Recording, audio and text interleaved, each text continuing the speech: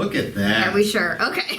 Well, just a few little technical difficulties here, folks, on a beautiful Thursday morning. Good morning. Good Welcome to morning. Title Talk. I am your host, Drew, with Inspired Title Group. And I'm your co-host, Amy, with Inspired Title Group also. And we are absolutely excited to have a guest here who is a realtor, a young realtor, we'll call him, a new realtor. Relatively young. And I love to get into the conversations with new realtors. So, Matthew Barsic, thank you for joining us here today. Thank you for having me, Drew. Why don't you go ahead and tell the people about you and a little bit about your, plug your company and all that fun, and then we'll get right into it. Absolutely. So my name's Matt Barsic. I've been a realtor for TJ Boyle Real Estate out of Highland, Indiana now for coming up on a year. I actually got licensed, I think, 2 weeks from now, a year ago. So, Wow. absolutely. That's exciting. That's exciting. So, Yeah. so being a new realtor, I bet you that's been pretty exciting for you, and just kind of the whole process. And it always excites me to find out with these young folks today, what attracts them to certain jobs and certain careers. And I have to say that I've known Matthew for many years. Myself and his dad have been very good friends for. I don't even want to tell you 20 some years, but so yeah. Yeah, don't tell a lot of people I that. won't. I'll keep that under covers. But what attracted you to the real estate business, or what made you kind of go into that avenue and that direction? Well, for me at least, I've always been a people-oriented person. That's true. So any job that I've ever held in my life has to be a people-oriented position in terms of I'm a people pleaser. I like to, provide a service. I like to make people happy, and in doing that, if that can be beneficial for both parties, that's Yeah. I feel that both those things come together pretty nicely in real estate. Yeah. Oh, for sure. So you get to help people, and also it's a very rewarding career personally. It is, no doubt. So you were attracted to this process. I mean, I'm sure that doing this, or you've had some mentoring through this, right? Some people have maybe talked to you and excited you about the real estate career? Absolutely, yeah. So real estate's always something that's been in the back of my mind for a few years. I originally thought about doing it part-time in past careers when I had a little extra free time, but about a year ago I was ready for a career change. Nice. I used to sell educational software down at the Board of Trade for stocks and options traders, so that's kind of where I got my first taste of sales. It's a great position. Wow. I really enjoyed doing that. So Nice. So now the company that you work for is TJ Boyle, right? That's right. Okay. They're a smaller real estate company? yeah, we're a little bit smaller. We're a family-owned company in Northwest Indiana, but our brand is pretty well known. So we're not, affiliated with the larger franchises like Keller Williams or Remax, but that's not to say that we're not, a well-known, well-respected company in the area. I mean, it's the same Look as for us. the bright yellow signs. Yeah. I was going to say, we can relate to that because we're definitely a smaller title company. Sure. There's a handful of us, but we like to say that our name's becoming a little bit more well-known, and For sure. nothing really scares us. And, No. it's the nice, like you said, if you're dealing with us, you're dealing with one of 5 people, and it's probably, close to you guys, one of Right. a small group of people, so you're not getting lost in a shuffle of Yeah, people. I think having that personal relationship is important. I think having that conversation with knowing that I'm going to talk to a couple of realtors versus well, I have to pick one of many. 700? That might not have that guidance that you get in Exactly. a smaller company. Exactly. In terms of support and guidance, you touched on that earlier. I don't know if Yeah. I gave you the straightest answer, but yeah, in terms of mentorship, absolutely. So when I became a realtor, I was paired with a senior agent that pretty much, showed me the ropes, walked me through my first 4 deals. I mean, you get the basic fundamentals in your real estate course. Sure. But like most jobs, I feel you really don't learn how it's applied until you see it actually done. Yeah, in and a that's real a big world thing. setting. Yeah, that is a big thing. Is like the new folks or the realtors that are looking to take on a new opportunity right now. I think it's important to have a mentor, right? To get into Certainly. the business and lead. I mean, that's ultimately what you did through the title company, right? I mean, you came into this thing. It's been awesome. It's been Yeah, the yeah. greatest couple years of my life. Yeah, if you can see the look on her eyes, she's lying. I get t-shirts though, so that's why I stick with it. Well, I mean, history teacher, Yeah. right? That's what you wanted to do. Yep, And that's then, what I went you to know, school for, history teacher. And I think that your career was not to be a realtor. You kind of funneled it down to being a people pleaser, wanting to work in a people service industry, Certainly. and that's what real estate really is. So finding that leadership was probably very important to you, right? Mentorship, leadership, yeah. Certainly. Yeah. And it was, I knew that in my selection of a company, of course, so I didn't automatically decide, well, I'm going to go with this one company. Obviously, I looked into a few of them, but after weighing all my options, I decided I was best suited with where I am now with TJ Boyle because I knew that I would receive, quality hands-on mentorship Right. from folks that have been doing it for, 10, 20, 30 years. Right. Yeah, mentoring is huge now. Yeah, I Certainly. think that is a very, very good point because that was going to be one of my questions to ask you would be what would you recommend, being a younger realtor, being new in the industry, what would you recommend to people who are maybe wrestling with the idea of going there? What things have you found in your search and your journey that has really been beneficial to helping you kind of get into this business? Well, the first thing I would say is if you're considering a career in real estate, you want to, absolutely get the best education you can to prepare you for the state exams. Because you have the state exam and you have the national exam. The national exam, excuse me, I hear it doesn't vary too much state to state, but that's state-specific exam. And it's not straightforward answers, they're open-ended scenarios that require a lot of critical thinking and, there's a lot of ways to go about getting the education, the certificate needed in order to take those tests. I recommend doing an in-person class. Right. That way you get that hands-on. Right. And definitely research the school of real estate that you're going to choose. And Definitely. I would say that's absolutely important. Definitely. Is there a specific direction or place that you look to as far as where to hang your license once you've gotten the educational piece done and passed? Like, what is that next step? I mean, how do you go out and seek who you're going to work with? Well, most folks that are going into real estate, obviously, as long as you live in, the suburbs, basically, you see different real estate signs. You've seen them your entire Yes. life, so you're familiar with the major brands. So I urge anyone to, look into the different companies. Most real estate companies are looking for agents, and they'll be happy to set up an interview pretty sure. quickly. Definitely. And you can kind of weigh the pros and cons of each. And I would say, based on your individual style and what, as an individual realtor you feel is going to give you the best path to success. Might that be more hands-on mentorship, or may it be, more access to social media or different, streams to get leads, things like that. That's important. I would say you have to Sure. weigh what's more important to you and your individual business model, That's important. and then select the best fit. Did you know right away? Did I know right away? Did you, once you met with a couple different companies, did you know what fit your? So I was already kind of leaning towards TJ Boyle because, being a smaller company, I had a relationship with one of the senior agents there. We've been friends for, many, many years. I know the owner of TJ Boyle Real Estate, Tom Boyle, his mother Jean. They're great, wonderful people. I knew them from Briar Ridge Country Club, Okay. where I waited tables throughout college. So, Okay. I'd known the folks over there for a few years, Right. and as I said, I was already leaning towards them, but I did keep my options open. But in the end, Right. I decided that, other than my personal relationship in the past with the folks at TJ Boyle, they just fit my needs the best. And I believe they were going to give me the best tools in order to grow myself Right. as a realtor and establish my own brand. Right. Yeah. Right. So that's huge.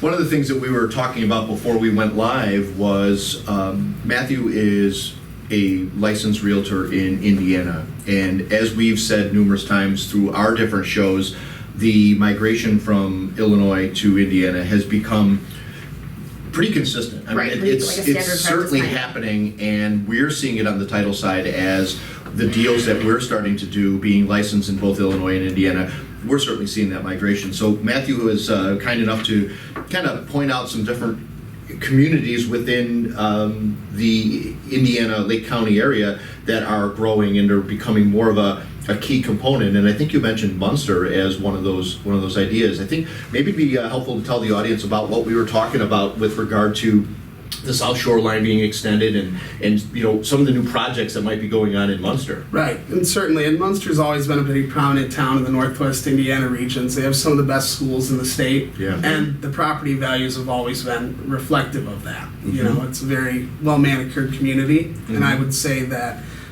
in recent years there's been a lot going on over by Centennial Park in Munster.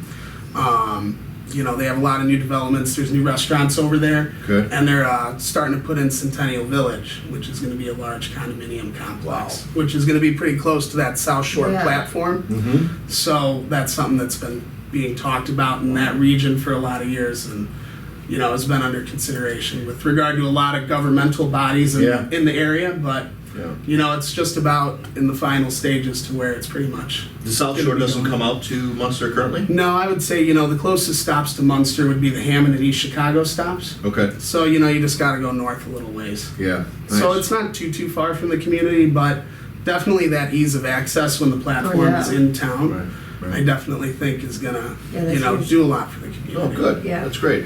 One of the things that I think a lot of the younger realtors think of, and a lot of the new realtors think of when they come into the business, and we were laughing a little bit about this when we were chatting off camera, was people get into the real estate business a little bit different reasoning than what you had with people pleasing and helping people.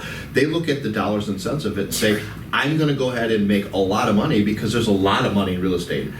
And Matthew was certainly talking about that as one of the things that we kind of chatted about was some of the struggles. And I think that it would be beneficial for you to let our audience and viewers know those struggles, some of those struggles as a new and up and coming realtor. Right. So as a real estate agent, as a real estate broker, salesperson, you're 1099, and that's quite a transition for a lot of people. You're, essentially your own business, an independent contractor. So you have to make a lot of adjustments in the sense that, you're responsible for setting aside funds for your own taxes. Also, the barrier of entry, which you're touching on. Right. If you're going to get into the real estate business, most classes take 1 to 2 months. Okay. And you got to prepare a few weeks for your state exam, unless you jump right in and take it. Right. But, the process from, the first day in class to getting your license can be up to 3 months. And then once you get your license and you get established with a brokerage, and some of them have shadowing, training periods, so on and so forth, before you can really start to go out there on your own. Yep. You have to be ready for the serious possibility that you might not close your first house for, 3, 4, potentially 5 months. And that's not to dissuade someone from getting into the business, but there's just so many stories playing in my head of people who did. Right. Absolutely. Yeah. But I feel like most things in life that are worth doing or that are beneficial or lucrative, they come with a little bit of time and diligence. They seldom come overnight with minimal effort. I can't stress enough how truthful that is. That statement, that conversation is about as real as it gets when we speak about the new realtors, and it doesn't automatically equate to wealth. Right. It's not like, well, okay, I'm going to go out and sell. I can easily sell 20 houses because I have friends. Yeah. It's not that easy. It's not like that. And then, it was interesting how you were talking about full-time versus part-time, because I also think that's another thing. Like, if you don't put in a lot of time to it, I'll just sell 3 or 4 houses a year and full-time job, but I'm okay, if I find that balance, and good luck finding it in reality, right? Well, that is a good point as well, because that was another thing that I think is important to touch on. When we're dealing with the market that we're dealing with, where it's a seller's market and there's such an interest in people buying homes, right? So, there's an inventory, there's a lack of inventory out there. Right now, currently. So now what happens? So all of a sudden is we go out and I'm looking to buy a house. I call Matthew, full-time realtor. He's going to be available. But I call Susie, part-time realtor. She's got to get off of her day job. Right. And then you got to let me get back to you, and the house is gone. 6 hours and the house is off the market again. Right. And not to cut you off, but in a slower market, when it's more oriented towards, the buyer end, where right now, as you touched on, for every house that's for sale, there's, 5, 6, offers. 7 people that want to buy that house. And they're going to put in serious offers as long as, the house is halfway decent, it's not falling apart, right? And even, some of the lower properties or some of the properties that do need a lot of work are selling for some pretty crazy numbers, and then they appraise. And the market has been, the market's been staggering in that regard. For sure. Exactly. I mean, right now as a part-time realtor, it's tough to compete with the folks who are doing this day in and day out. Right. Because here again, I think there's value. I think there's a difference between the realtors who are doing this part-time and really no disrespect to those, because you're doing those for fun. You're doing those because you just want a little additional income. Sure. Right. However, if you want to be competitive and this is your career, right, seek out that full-time realtor, because I think they're going to provide in my opinion, a better benefit to you as a client. Especially with this market, yeah. Yeah, Well, and a real estate transaction in general, be it your first or your fourth or your 10th real estate transaction, they're very serious transactions. Mm-hmm. And, they involve the purchase and the sale of assets that are, the biggest investments that we make in life. For sure. So when you No trust doubt. yourself, and you trust that the process is going to go smoothly, you need to pick the right person that's going to have the diligence, I think, to see it through. Not just, prepare the paperwork, write the contract, and then you hear from them 30 days later as you get close to closing. Right. So I feel that there's difference, and I know that there's part-time realtors that can be very successful at what they do, but as you touched on, it's just a matter of accessibility, Right. especially in this market. Where I was trying to go with that is, a part-time realtor, when it's more a buyer's market and there's excess inventory It's and manageable. houses sit for 2, Sure. 3 weeks, a month and a half, Sure. it's easier to say, no problem, I'll show you that house Wednesday after Yeah. work when it's Monday at 3 p.m. 100%. But in this market, if it's Monday at 3 p.m. and you're saying Wednesday afternoon, it's on Tuesday at noon. Right. No, that is. And, then your clients are probably looking to call someone else. No, for sure. Yeah, That no, is, makes that is total very sense. true. Have you been up against that? Have you, in your short term here, have you been up against those challenges of, wrestling the offers and do you want to talk about that a little bit? Yeah, certainly, absolutely. And I mean, it's been my experience as I started off. So I sold my first house right at the tail end of February going into March. So Okay. as we mentioned earlier, it did take me from the time I got licensed about 3 to 4 months to sell my first house. Or when I started showing in earnest in the middle of December, so more, I call it 3 months, Okay. So with that being said, you have that time period where you have to be willing to take that, Yeah. in stride. Right. But then once you get started, you have to be willing to roll with it. Yeah. Yeah. And dealing with, putting in an offer. The offer. Yeah. I'm sorry, I meant to touch That's on okay. the offer. No, it's My okay. apologies. My train of thought kind of drifted there. It's all good. I can get you back. But yeah, so that's generally been the observation as it's warmed up and approached summer. So that's where I was going. Is Yeah. when I first started, it was easier to get a house. The first deal that I did, we were able to get a house under asking price. The first few. But as it warmed up and as the market accelerated, even during the COVID-19 crisis, it's been my observation for the last 4 or 5 months that, houses are pretty much selling right at ask. Right. Or a If little not over, over, yeah. Right. It's like you put in an offer and you're going against 5, 6, sometimes even more. It's crazy. You get the multiple offer notification, Yep. and then you have offers stacking on offers, and Yeah. houses end up selling for. That's probably frustrating, right? To be excited for your client and be putting in an offer and Find a just- house they love that Yeah. they can't wait to move I mean, into. paint that picture. Sure. No, we want happy pictures. No I just- more bad I pictures. think it's a great picture and a great conversation to paint the picture of No. what that multiple offer situation feels like out of a realtor's point of view. Right, and I'll say that there's been a few buyers that I've worked with where we did write offers on 3, 4 different properties. Unfortunately, before we got So I also think there's a period where when someone first starts looking for a home, and you can tell them in advance, how hot the market is Sure. and how lucrative it is. Sure. But not that you want your client to ever lose out on a property that they desire, but it almost takes 1 or 2 homes, Yeah. for them to then realize by the time that third offer comes around, they're like, all right, well, we're not even going to try to go under ask. Yeah. Mm-hmm. Right. We're going right. to maybe offer a couple grand more because not that we're, we just kind of want to finish the process. We want to get into our home, but I'm also of the belief that you should never settle for a property. So though I wrote, for some of my buyers on 3, 4 different properties that they didn't get, I don't believe I've sold a single property to someone that they absolutely didn't love. Of course. So I'm also of the belief that things, at least it's been my observation so far that it will work out. You will find, at least if take your time and you weigh your options. Yeah. But you also, on your end as a buyer, you make a fair offer in what this market is. Yeah.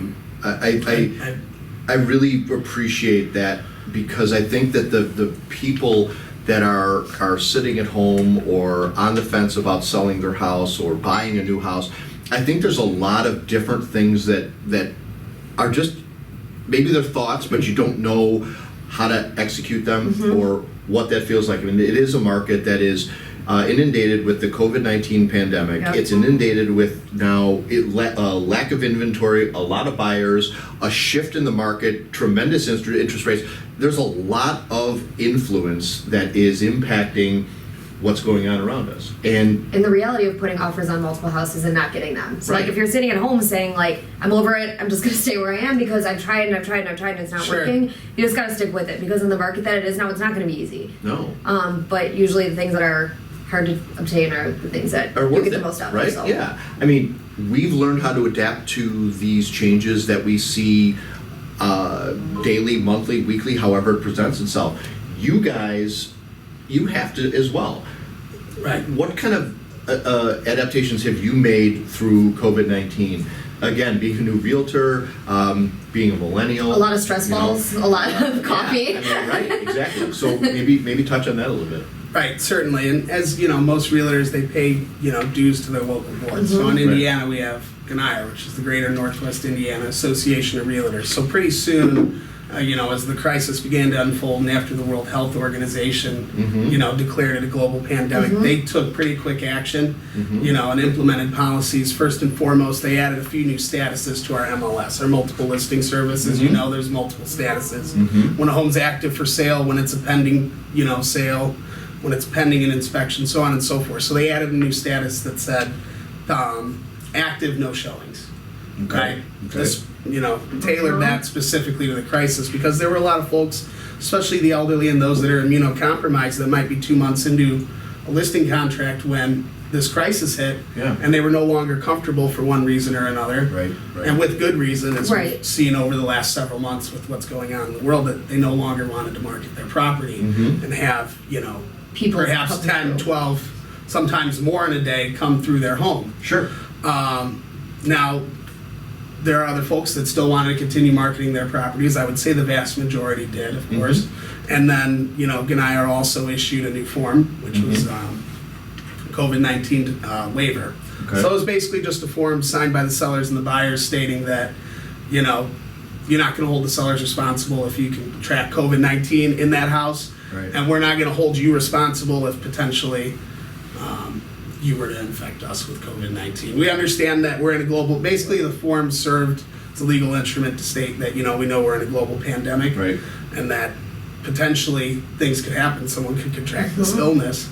And it was basically just a form that, It's good to know. kind of gave both parties a little bit more of peace of mind Yeah, in terms no, of that liability.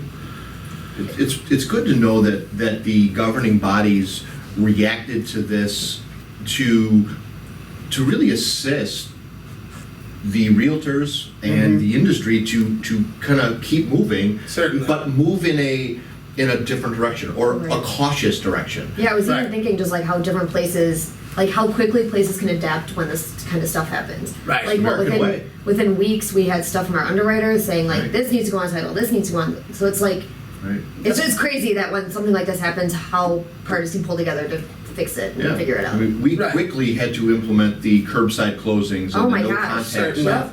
Right. And you obviously went through that as well. And, Oh, I and did, yeah. the people listening, that was just kind of, what does that mean? Right. What is a contactless closing? What is a curbside closing? I mean, literally, you drive up to the curb and you pass this stuff along. So How do I buy a house without ever Right. actually walking through it and fall in love with it? It's awesome. Sure. Yeah, but the it fact was that we worked with we it. were able Sure. to continue the job. We were Yeah. able to Yep. continue. And we're blessed every day. working. We say it all the time that like Right. I would have never thought in March when somebody said like, no, you guys will be fine, you'll be booming, I would have Right. never thought that they were honest. I was planning on Yeah. sitting on my couch for Yeah. a while, Right. but luckily we kind of banded together and pulled together and No, it's, like I said, we're blessed that we're still sitting here right now. Certainly. Yeah, it's the things that we try to create as a title company are relationships and partnerships with good people like Matt to develop and work together in the push to assist buyers and sellers in this business. I mean, it's hard enough already, and you're starting to find out some of those difficulties and some of those roadblocks that you come up against. If you have a minute, talk about maybe relationships with some of the other, partnering pieces of the real estate business from your, appraisers and lenders and title company. I mean, you feel that there's an asset and a value to all that? Yeah, absolutely, by far. I mean, as realtors, we deal with all sorts of different entities, like you mentioned, home inspectors, appraisers, lenders, so on and so forth. I believe one of the most important relationships that a realtor can cultivate is with the lender. Ultimately, I believe that when you're, given, a third-party recommendation perhaps to your client, it's never really, you need to go with these guys. I always urge my clients, here's a few different home inspection companies, for example. You can choose whichever one you want. Right. I urge you to do your due diligence because, even if you've had a great experience with a company several times, a dozen times, if you absolutely say in stone, you need to use this company, and then, good God forbid something does go wrong, well, you're gonna get the brunt of that anger and frustration, and to a certain degree, rightfully so. So, I always like to leave it a little more open-ended, to give them a few different options. But I also feel like you need to be candid with people in terms of lenders. It's been my experience that the smaller lenders, generally in terms of service and accessibility, 100%. are much easier to work with than, say, your JP Morgan Chase or your Fifth Third Bank, because when you're calling underwriting or you need an answer, you're talking to someone that's 3 states away. That has never heard of your name before. And each time you call, you're getting a different person. Whereas with the smaller lenders, the smaller companies, especially when you cultivate a relationship with them. Like Inspired Title. Right. Exactly. And that's I think the theme throughout our conversation. A smaller title company, a smaller real estate company. Same's true with, I would think, a smaller lender. In terms of, they're definitely more hands-on, they're more accessible. And you feel like they want your business. You're not like a number. They're, you're doing them a favor and they're doing you one back. Correct. And I think it's that personal touch. I mean, we call ourselves the boutique title company because we are smaller. We have no aspiration to grow into the big guy. Because, I was going to say, don't say. This way we can service and assist the clients and the team, because we take personal care and pride in knowing Matt, knowing the bank, knowing our whole community that we work with. I don't think that there's a client that we don't know more personally than just them as a client.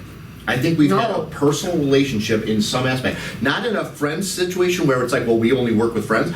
What I'm saying is we've developed that friend base because of working with them and servicing them and the loyalty that they've had with us and the consistency.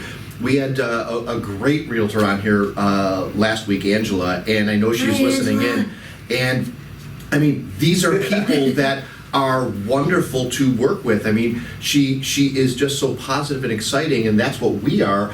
And Matt doing the same thing. He's a young realtor coming out fresh. Eager and ready to go, Eager and ready to go. I mean, he's hit the ground running. He's had some great successes. I mean, picking up the phone and calling and knowing that you're going to talk to you and you're going to be available and you're going to get these folks on the path of success. I mean, what more do they want, right? I mean, holy cow. I really, am excited about talking to the young, up-and-coming folks in the industry. Because makes you feel young. It does. We rub off on you. It actually makes me feel, you're older. So yes. I'm older than him? Yes. Oh. Yes. Thanks. Oh, yeah. Oh, yeah. Exactly. Things got real. Exactly. But, talking about, surprises in the market, talking about COVID-19 and the changes. So you come into this, you have kind of an expectation, you have an idea in your head. Has there anything surprised you about this? Has anything kind of failed you in your thought? You thought it was going to maybe be here, but it's really only down here? Right. Well, I've always liked to consider myself a pretty driven person, even in past careers. I need to be at my last job from, say, 9 to 5, but I'd often find myself at my desk from like 7:30 to 7:30. Mm-hmm. So the one thing I thought about real estate, I knew that I'd take that same drive into real estate, but as a realtor, your hours can be flexible. Sure. You can allot for more personal time in certain instances. So I'm like, it'll be great. I can decide to go play golf at 11 p.m. on a Wednesday after, of course, I've met all my obligations and taking care of my clients. But then when you have 3 or 4 pending deals at a time, well, sometimes you can't. Right. It's Monday at 8 a.m. and now it's Friday at 8 p.m. And where did the week go? The week is just blurred by. Right. Where's my 18 holes? So I believe that I'd have, and it's true, I do have a little bit more flexibility in my time, but there are just some weeks where, not that I'm overwhelmed by any means, but, you You're putting your you time. have enough work to stay busy, from morning until night. It's a golden And I project. find those are the best weeks in Yeah. terms of being the most rewarding. Me I like too. to stay busy, you know what I mean? I I- don't like spinning wheels. No, and I think that's a good observation because as a challenge comes as a surprise. When you took that surprise and made it a positive surprise. When the surprise was, hey, I might have some freedom. I can set my own schedule because I'm my Nope. own business owner. Yeah, I do. I set my own schedule. It's from here to here. And Right. it I never set my stops. schedule of 50 hours a week. Yeah, and I've just set my whole schedule and it's full time and all the Right. time, And- and that's great. And in general, it's, just like with a lot of, sales-oriented professions or even service-oriented, it comes in waves. So there are times where I mentioned to you where, my calendar is loaded from Monday morning until Friday evening. But, Right. there'll come a couple weeks where you don't have so much going on. Right. In fact, sometimes close. So now it's, how do you adjust to that? So on the days where I don't have anything going on, I like to think about, where can I draw a new piece of business from today? What can I do today? As long as it's one thing that I've done each day, Right. be that calling an old client, reaching out to a prospective client, you know what I mean? Perhaps doing a marketing post on Facebook, sitting down with you fine Yeah. folks Yeah. here at Inspired Title. Yeah. No, that's- I just think That was a that, better plug than you mine. shouldn't waste a single day. Even if you don't have something specifically on your calendar, find something to do. Even if that's watching a couple videos on how to potentially improve showing a house. Right. You know But what I that's mean? that's advice everybody can take. Yeah. Right. No. I love that. That's great. I think that's definitely a good takeaway for everybody to exercise that option when Exercise. when you have the opportunity to to take on a challenge. I mean don't shy away from it. Matthew, what is the likelihood that I think that so you're working with a family-owned brokerage. Do they provide the guidance, leadership, directive, schooling? What capacity do they act as assisting the new agents? I mean, is there continuing education? What comes along with all of that? Right. So speaking about my individual brokerage, like I said, being that it's a smaller brokerage, though, it is a smaller brokerage in terms of bodies, but in terms of years of experience, I mean, we have several decades stacked upon each other between our senior brokers and even our junior brokers. And that should speak volumes. Right. You know. So, I mean, in terms of when I started at TJ Boyle, first of all, my managing broker, Tom, I couldn't speak highly enough about Tom. He's been in the business for a lot of years and he knows quite a bit about real estate. But even he'll admit, he's still learning new things and you got to adjust to the punches of the new Definitely. times. Right.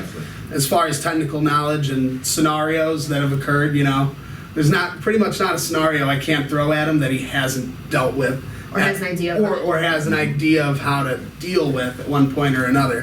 Now, as far as the individual hands-on mentorship, I was paired with a senior agent who I actually went to high school with, a good friend of mine. That Yeah. helps. Yeah, absolutely. So I've known that this individual for 15 years now, I would say. Are you He's still been friends? a realtor. Yes. See, We're that's a good friends. thing too. Absolutely, that's what I said. I'm like, we're good friends. Still wants to be friends. I don't want us to all be Still want to real speak to estate each other. 24/7. But in terms of the hands-on mentorship I got from him, and I believe I would have got that even if I wasn't his good friend, because he's just a hands-on guy that cares about the new agents in the office. Right. Sure. But I mean, my first two sales, my first two listings, he walked me through pretty much every step of the way. I mean, I physically wrote the contracts and Yeah. whatnot, but I mean, there wasn't a word that he didn't read or That's analyze to No, for look sure. over my shoulder. And of course, there'll be hiccups at the beginning. You go, here, we'll do this, we'll change this, but not just make the correction and provide Move on. the technical reason why. It would be, an elaboration as to why this scenario, this approach would be better versus this one. So it So I couldn't speak highly enough about, the hands-on. So basically, I learned the technical. You learn the technicals in class, but I feel that you don't really learn until you're out in the field. you're out doing it. And I definitely had someone that walked me through it from the very basic rudiments all the way through. And even now, I've been a realtor going on about a year, and I know that I still have a lot to learn. Sure. I feel confident in my abilities and my knowledge. I feel confident that I'll give someone a good experience and Yeah. handle their interest to the best if of we're my not ability. learning, yeah. But if ever I need to ask a question, it's just a phone call away. For It's- sure. It's getting answered for me immediately. Right, and that's No, that's when folks are considering to take on that next role or that next career change in becoming a realtor, it is important to know that you don't just pass the test and then they kind of let you be. You mentioned at the start of this that you're a 1099 employee, you're self-employed, you're on your own, you're by yourself. But space, your brokerage, where you hang your license and who you work with and work for, are going to really, they want to see you grow. They want to see you succeed. Did you right? say that backwards? I said space. Isn't it butt space? No. I just like saying butt You're a space. history. Butt space with a comma space. You say butt space all weekend long. That's what you can do. That's fine.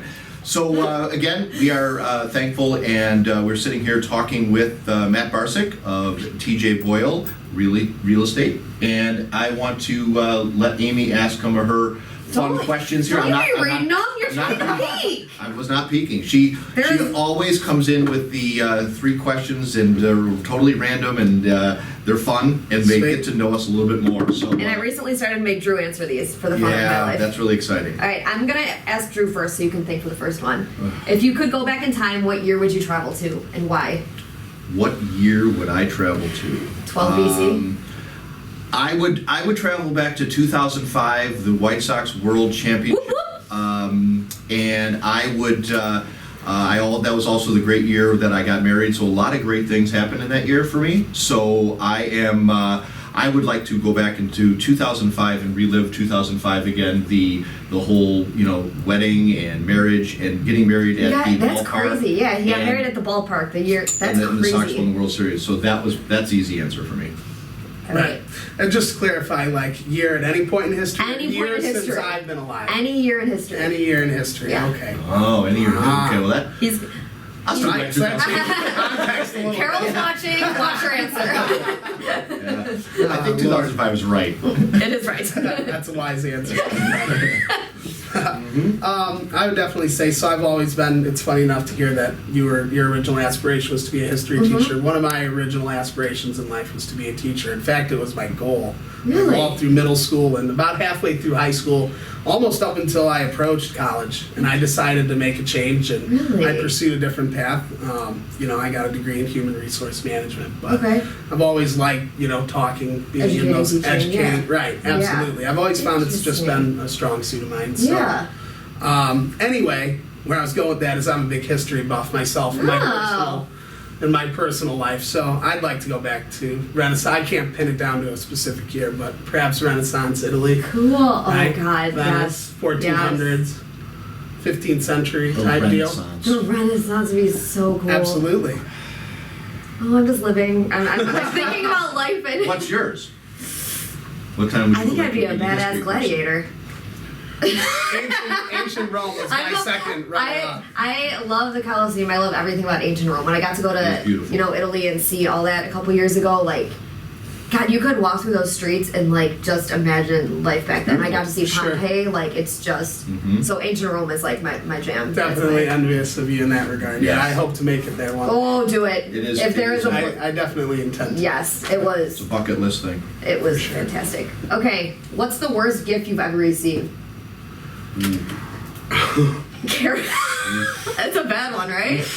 That's one of those, woof, that one hurt me personally. So I'll go There's first. so many of them. I mean, there are so many of them.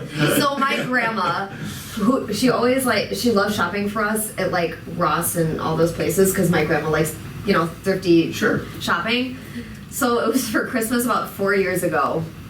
She found me this White Sox swimsuit that was it was a one piece, but it was a 2-piece one piece, and she wrapped it all perfect. It had the most pretty golden bow on there, and I was opening up this thing. I'm like, oh my god, this is gonna be the best present of my life. And I hold up this thing in front of my dad and my mom and everyone, and they're like, where are you gonna wear that? I'm like, nowhere. It's never coming out again. Do you still own it? God no. I think I used this to start a fire. Sorry, Graham, if you're watching. No, but yeah, that was one of the best. Worst gifts. Matthew, what do you say? Well, my mother's side of the family hails from northeastern Tennessee, so Appalachian foothills. So I have an aunt out there, right? And I can't wait. I can't wait for this answer. well, I always got these scratchy wool sweaters sent to me. It's not that I had one in particular that was worse than the other. Some of them were really nice. I was always very grateful to my Yeah, aunt for taking sure. the time, especially a handmade gift is something you don't see too often anymore. But Oh, they were all man, there were handmade. some of those that felt like it was just kind of assaulting every inch of my skin. Handmade. Oh yeah. Oh, that's impressive. Yeah. That is Wow. impressive. That is So, amazing. Wow. I mean, again, I was always appreciative of those gifts. Of but course. just, you'd almost take it off at night and it'd be like, wow, just like scratch my. Yeah, right. You're bleeding everywhere. Yes. Yeah, right. Yeah. I didn't need that on skin anyways. I guess my might be along those lines as a young lad. I was blessed to be dressed in these turtleneck shirts. Yes, that happened. But these turtleneck shirts were that wonderful Polyester. feeling of like, the Crunch. stiffness. You're like, okay, I'm here. Hey. Yeah. And any movement is like, Yup. and it just itched like, yeah. I can't do So turtlenecks. pretty similar there. No. Turtlenecks me and them don't get along very well. Oh wow. Oh Thanks. gosh. You're welcome. You are so welcome. All right. Last one. What's the most unusual thing you've ever eaten? Unusual thing that I have ever eaten. Like chocolate covered crickets. Is that unusual? I don't know if that's called, beef tongue, like cow tongue. Yup, that would do it. Okay. Yeah, no, So I would pass those on that. those are odd. And, Were they good? Like, did you? The beef tongue was not bad. What did it taste like? Like it was I chewy. can't stop Yeah, exactly. sticking my tongue out of my mouth, thinking about eating a tongue. It's tough. It's very chewy. The texture of it is tongue-like, which is really weird. Oh my god, no! But, was this by choice? Like you? I didn't know it until a few bites into it. My dad Someone just revealed said, "Try yeah. this"? Yeah, my dad revealed it to my brother and I as we were in Germany, and that was something that one of our audience folks, you might know him, ate some cow balls. Is that your father? Yes. Oh my god, Sean! Come on, man! Come on, man! And be careful what you write because we're going to call you out on it. So, I guess that's odd and unique, and we'll talk about that at a later time. What Did you that try was cow like. balls with him? No. No. No, I was not in that circle. I was too busy eating tongue at the time. What some strange things have you eaten, sir? Well, to touch on what you said you had chocolate covered crickets. Yes. Mine were kind of like candied, so they kind of had like a Brown sugary, yeah. brown sugary glaze Yeah. on it. This is the worst question I could have asked. Yeah. Like, I got, Yeah, one of my friends had them. I don't know where he got them. I think some market downtown, something or another. It's a I can't delicacy. remember specifically, but That ain't no delicacy. No. What did you enjoy the taste of the cricket? that particular day I had a few beverages that I'm kidding. I do At least remember it the wasn't taste balls. of the cricket. It was interesting. It was Yeah. crunchy, but also sweet. Yeah, So yeah. it was definitely an interesting texture. How about you? And what? Can you get into the cow balls and tongue? Cow and balls I cricket cannot. Alligator. I don't know if that's considered. I've had alligator. Yeah, It's It's tasty. just like I mean, I eat like a 12-year-old. Like, I eat cheeseburgers plain and chicken fingers. So I ate a cicada as a dare On back in the day. purpose? Yeah, A live cicada. a live cicada. Oh, Yes. wow. Okay, that's impressive. That is extensive, yeah. A dog biscuit after I was dared to. I have this. I shouldn't be telling everybody this. So you were overserved too. No, I was sober. I was in high school and 100% sober. Like, if somebody challenges me to eat something, I hate saying no. Interesting. And then wild boar was the other one that No, it's that nice. my cousin stabbed. So that's when in the South. Another Wow. one in the South. Well, folks, Family from the south too. Then I have family that think they were born in the South, but they were not. nice. this has been interesting, and usually when Amy goes into her 3 questions, that's usually we should start playing the rap music then. Rap, not rap as in rap music, as in the wrap up music. But those are very good questions, and we get to learn a little bit about your friends here at Inspired Title. We get to learn about our guest Matt, and He used to be a little bit fun. more about what that stuff is. But again, we'd like to thank you for joining us this morning. It really has been enlightening, and we have some parting gifts for you. We've just created new Title Talk t-shirts Look at for that. all of our guests. Look at that. Absolute logo Awesome. that we're wearing. It's So on, are you? I have the glam. it's on our You got the mugs, glam gear. and then we've got the mug So all of our guests will be getting the wonderful Title Talk paraphernalia, and Thank you very much. you are well. Thank Yes, you very this was much for great. joining us. We really This was appreciate great. It you was being truly here. my pleasure. Yes, and if you guys want to reach out to Matthew, and if you have some real estate questions, if you need a realtor, definitely we'll plug all of his information. We have his business card here. You can reach him at 219-922-2300. That's the office. Why don't you plug it? You can read it. Right. Well, he can read. Or you should know it. I do on both counts. Exactly. Or you can You reach know me. your phone number I do. and your email. I find That's it's impressive. kind of. It's important. It's important.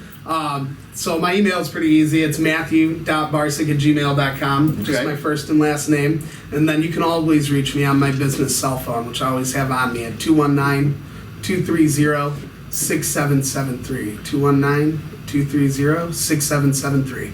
And again, he's with TJ Boyle Real Estate. We will put his information, his credentials on our kind of closing pages You don't there. want me to shove the card in the We will camera put like I this used to? on YouTube as well. So we ask you guys to come out and check out these wonderful title talks and Yeah, reach subscribe out, on our YouTube. That'd be subscribe cool. Yeah. and All that fun share stuff. and all the things that you need to do with that stuff. My name is Drew with Inspired Title. And I'm Amy with Inspired Title. Guys, until next week, we hope you have a safe and nice weekend, and we look forward to seeing you guys again soon. Bye, guys. Take care. Thank you.